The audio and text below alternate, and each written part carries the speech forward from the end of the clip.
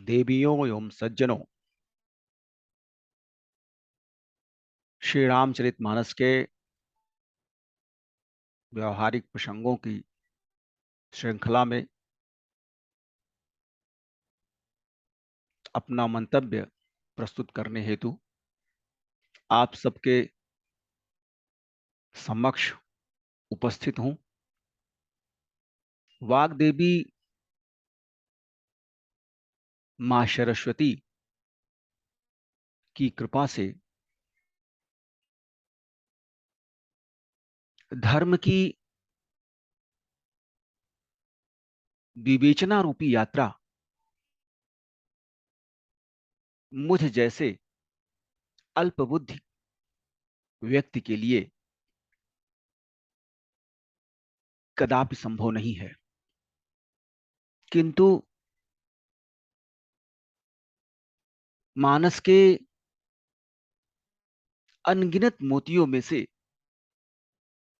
कतिपय मोती जो मानस में लड़ियों की भांति आबद्ध हैं, उनमें से कतिपय जिनसे व्यावहारिकता का बोध होता है, मनुष्य की मानवता, श्रेष्ठता, आचरण, व्यवहार, उसकी निष्ठा, ईश्वर के प्रति भक्ति व समर्पण इत्यादि रेखांकित होते हैं, उन्हीं पर अपना मंतव्य प्रस्तुत करने की चेष्टा करता हूं। इस अनंत अविनाशी परब्रह्म परमेश्वर की सत्ता का आभास हम में से प्रायः अधिकांश लोगों को नहीं होता है। यदि उस परमेश्वर के शांत स्वभाव का, उसकी शीतलता का, उसकी मृदुलता का अंश मात्र भी बोध प्राप्त करना है, तो हम उसकी सृष्टि चंद्रमा का अवलोकन कर सकते हैं। दूसरी तरफ जब उस परमेश्वर की अपार शक्ति का आभास करना है, तो हम प्रतीक स्वरूप सूर्य की शक्ति का आभास कर सकते हैं। इसी प्रकार से वेगवान वायु से हम परब्रह्म परमेश्वर की गति का आकलन कर सकते हैं। ये सभी प्राकृतिक जो भी उपादान हैं, ये सब उसी परब्रह्म परमेश्वर के संकेत मात्र से ही उत्पन्न हुए हैं। इनका प्रादुर्भाव उसी परब्रह्म परमेश्वर की विशेष कृपा से हुआ है। ज्ञान की शक्ति अनंत है, अपार है। परब्रह्म परमेश्वर की शक्ति का आभास करने के लिए, उसकी उपस्थिति का एहसास करने के लिए हमें ज्ञान की आवश्यकता है, भक्ति की आवश्यकता है। ज्ञान, भक्ति और समर्पण के भाव में कभी भी उस परमेश्वर की शक्ति का आभास नहीं किया जा सकता। गोस्वामी जी महाराज के चिंतन में जो विराट स्वरूप दृष्टिगत होता है, वह आज तक किसी कवि, किसी लेखक व किसी रचनाकार में ना तो हुआ है और न होने की कोई संभावना है। गोस्वामी जी महाराज धर्म की विवेचना करते हुए कहते हैं कि जो धर्मशील व्यक्ति है, उसे संसार के सुख, संसार के समस्त वैभव स्वतः ही उसका वर्ण कर लेते हैं, उसके पास पहुंच जाते हैं।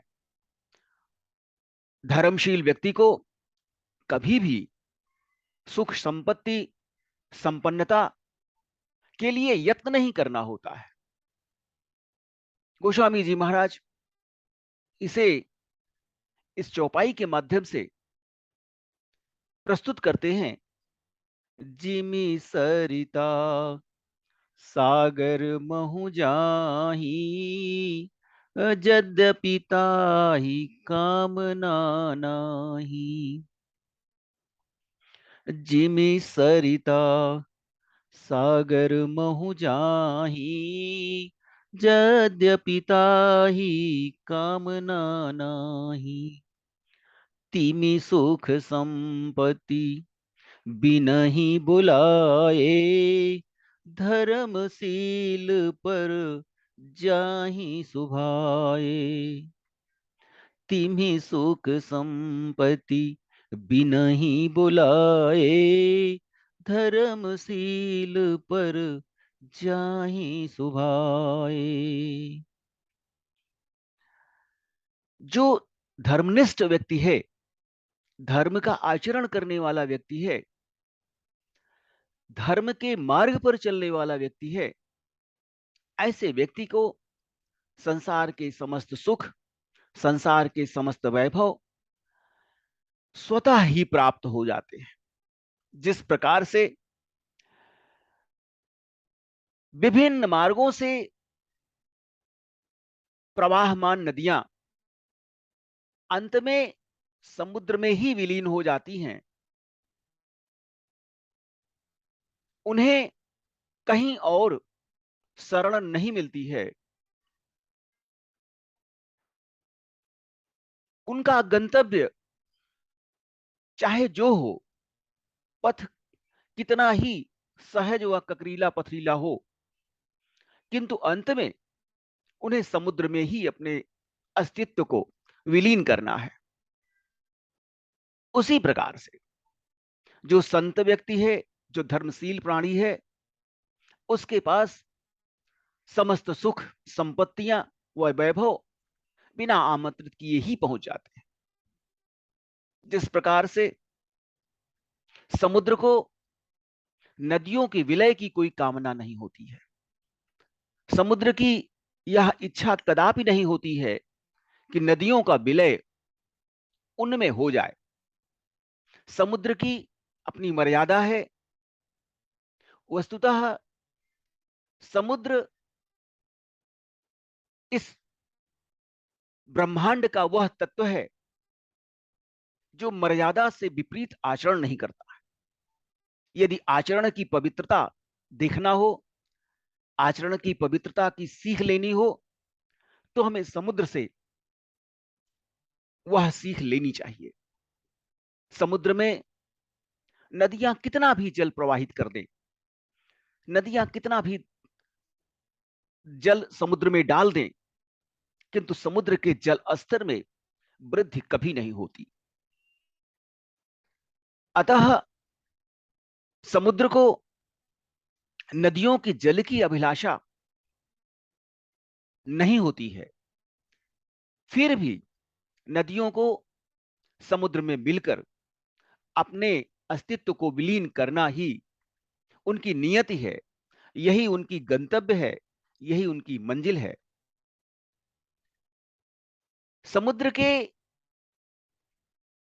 स्वरूप में, आकार में, उसके जल की मात्रा में, प्रवाह में नदियों के विलीन होने से कोई असर नहीं पड़ता है।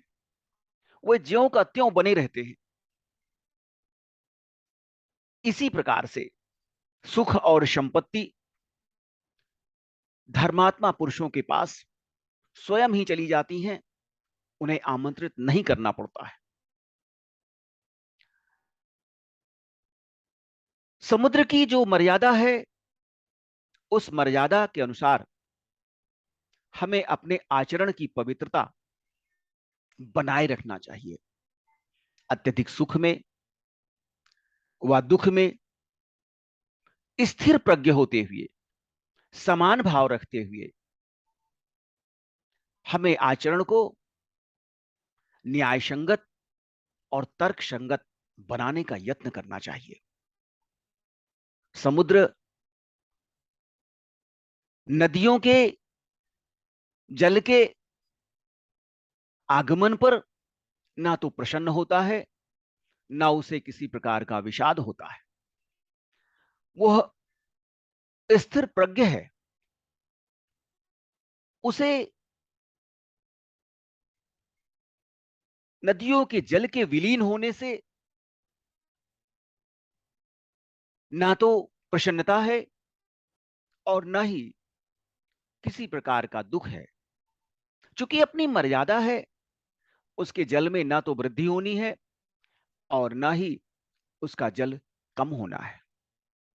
इस प्रकार से मर्यादित आचरण करने वाले साधु संतों, महात्माओं, धर्मात्माओं के समक्ष समस्त सुख संपत्तियां, समस्त वैभव स्वतः ही अनाहूत अनायास ही उपलब्ध हो जाते हैं। धर्म की शक्ति अनंत है, अपार है। धर्मानुसार आचरण हमें मनुष्य बनने की प्रेरणा देता है। मनुष्य का जो आचरण है वह धर्म से ही अधिनियमित होता है, विनियमित होता है। धर्म से रहित प्राणी, धर्मानुसार आचरण न करने वाला प्राणी कभी भी सुख संपत्ति वैभव को प्राप्त नहीं कर सकता है। अतः इस परब्रह्म परमेश्वर द्वारा नियत धर्मानुकूल आचरण ही हम सबका परम कर्तव्य है। धर्म की उपेक्षा करने वाला, धर्म का उपहास करने वाला, धर्म के प्रति विश्वास न रखने वाला प्राणी इस संसार में समस्त भौतिक सुखों से सदैव वंचित रहता है। उसके जीवन में कभी भी शांति, संतोष, आत्मतुष्टि नहीं प्राप्त हो सकती है।